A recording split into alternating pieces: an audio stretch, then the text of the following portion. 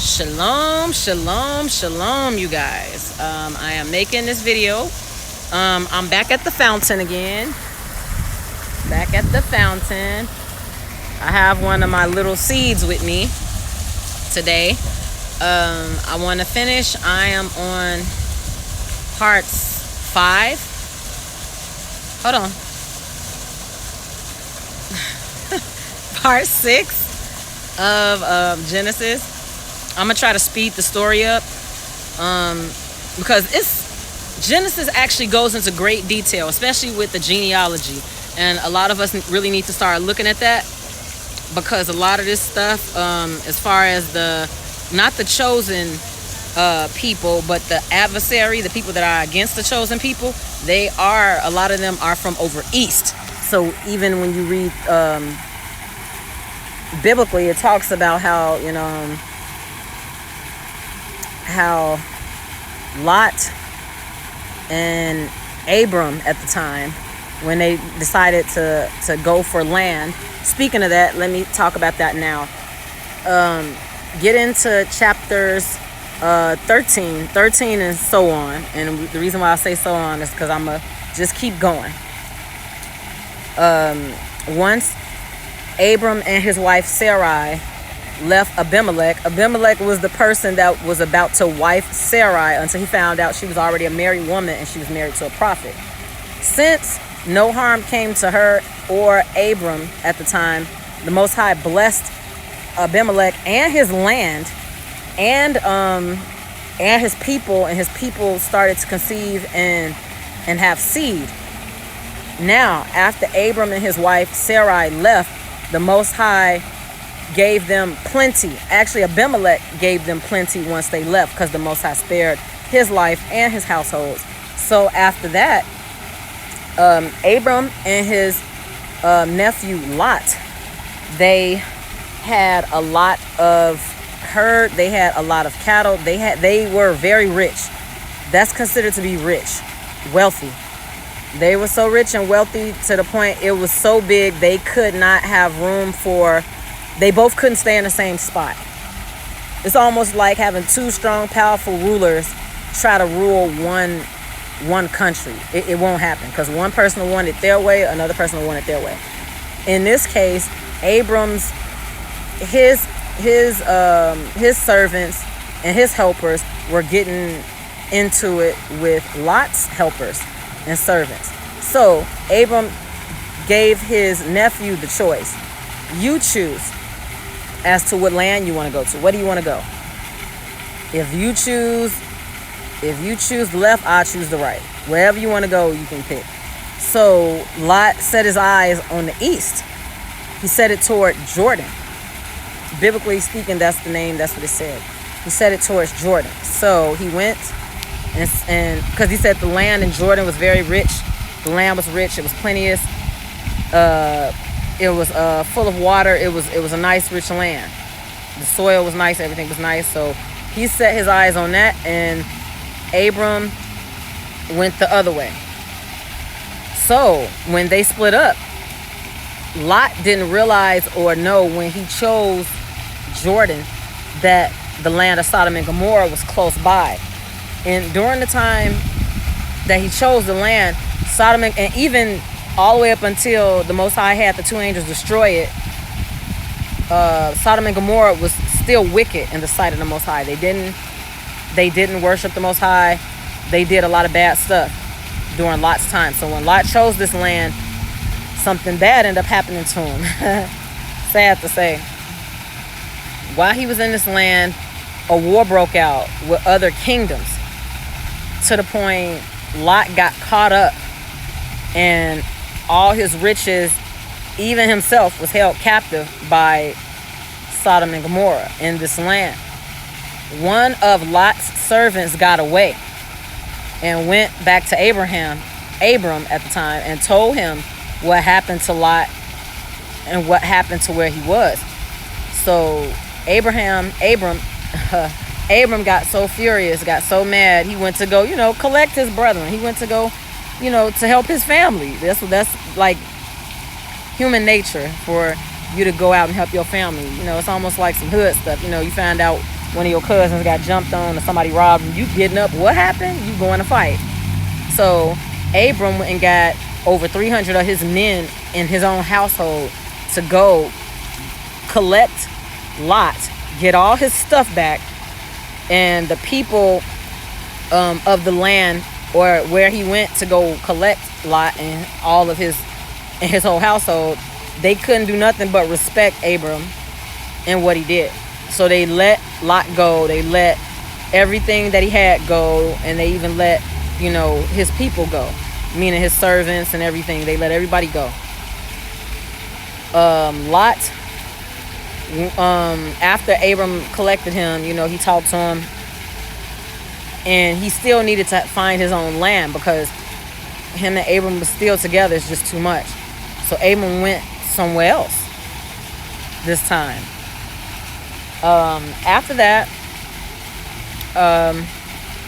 Lot and his wife were trying to have a baby. They were not able to have a baby.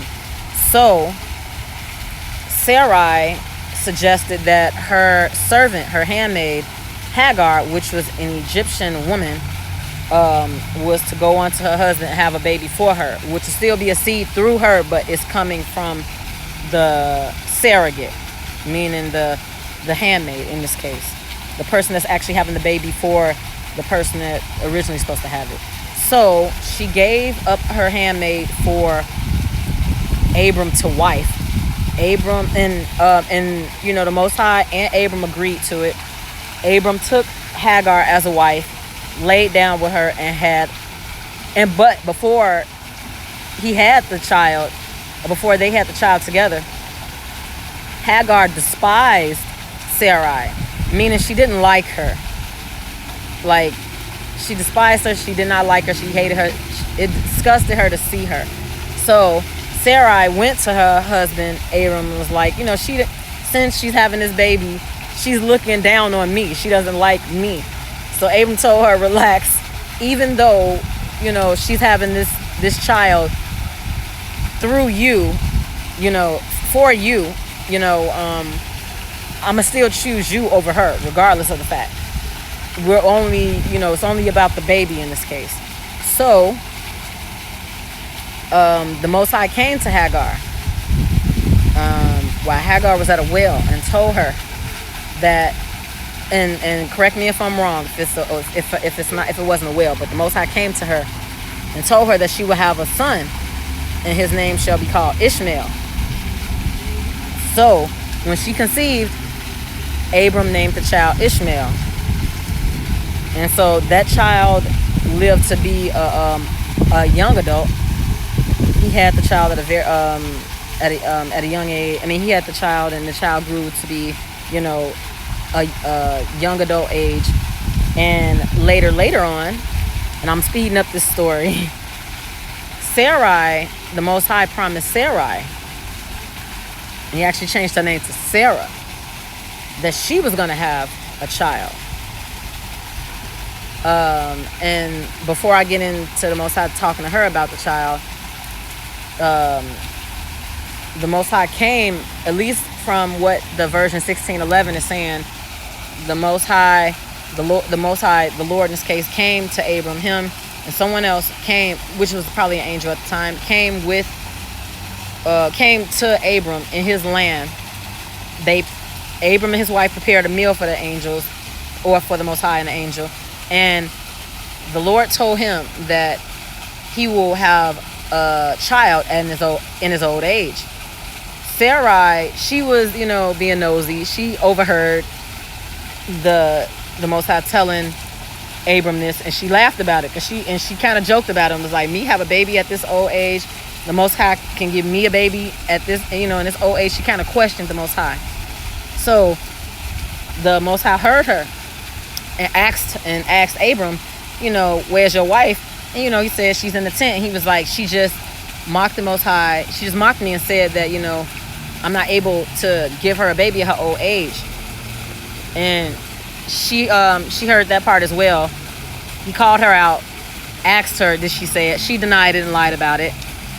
And then he said, no, you said that I'm not able to give you a baby in your old age. And then he asked her, isn't the Most High able to do anything? Isn't he able to do the impossible? So, she didn't question it no more after that. She hurried up and gave them the food and went back in the tent. After the Most High and angel talked to Abram walked them out towards the gate. Before the angels left, they told him that they were going to destroy Sodom and Gomorrah.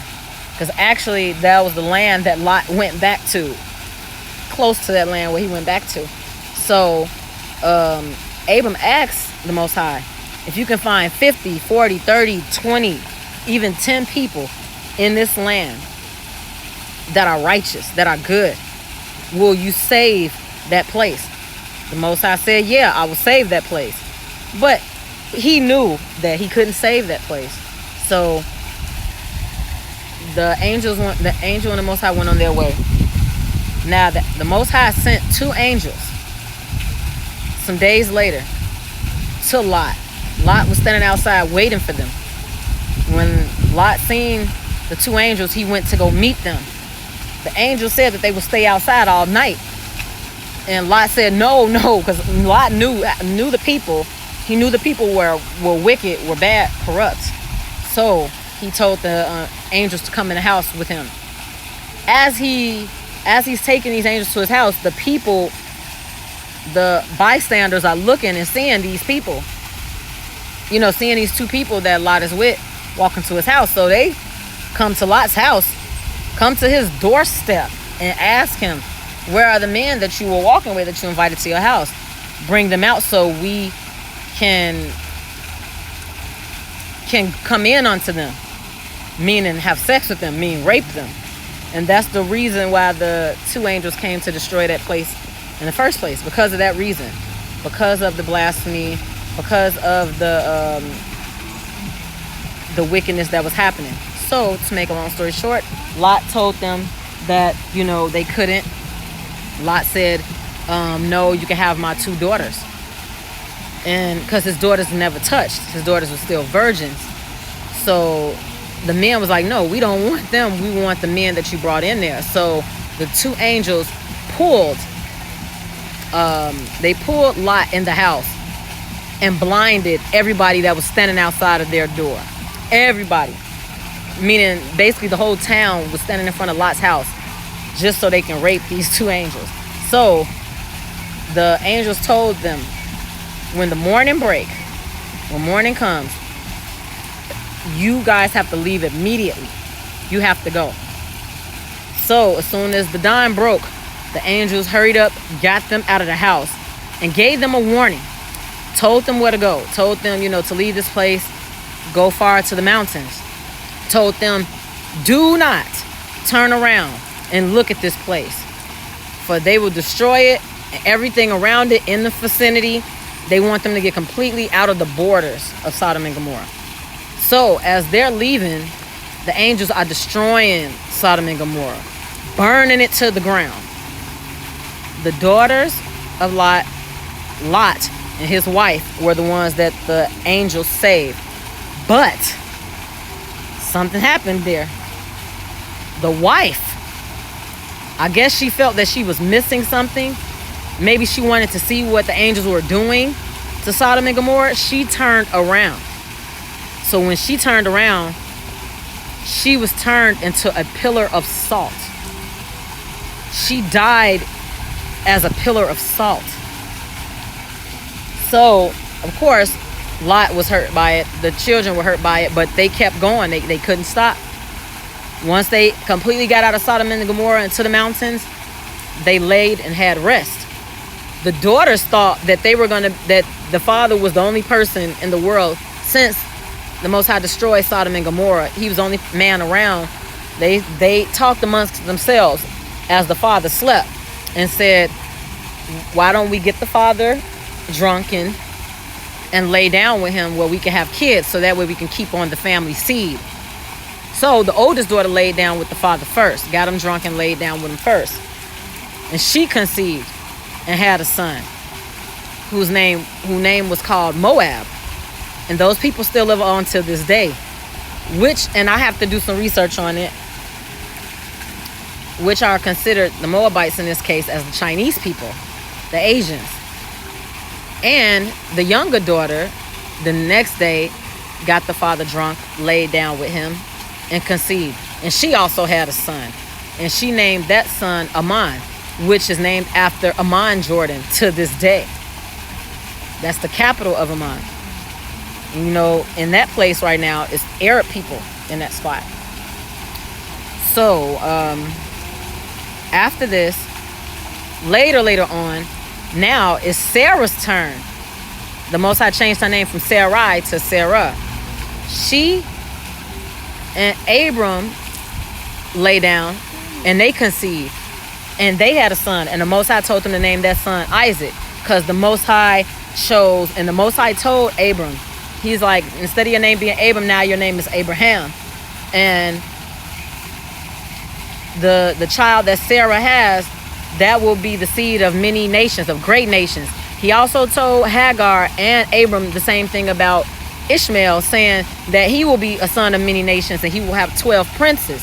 He will be a son of many nations.